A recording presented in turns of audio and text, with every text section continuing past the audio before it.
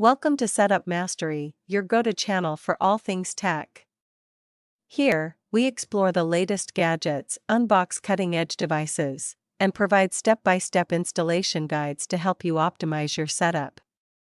Subscribe now and join our journey to master the art of perfect setups.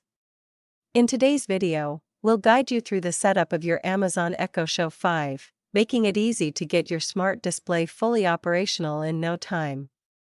Follow along with our detailed steps to ensure a smooth and hassle-free setup process. Let's begin by unboxing your Echo Show 5. Inside, you'll discover the Echo Show 5 device itself, a power adapter, and a set of quick start guides to help you get started. Connect the power adapter to your Echo Show 5 and plug it into a power outlet. The device will automatically begin booting up, and you'll soon see the Amazon logo appear on the screen. After your Echo Show 5 powers up, the device will prompt you to choose your language. Select your preferred language from the available options, and the setup process will proceed to the next step. Then the device will ask you to connect to a Wi-Fi network.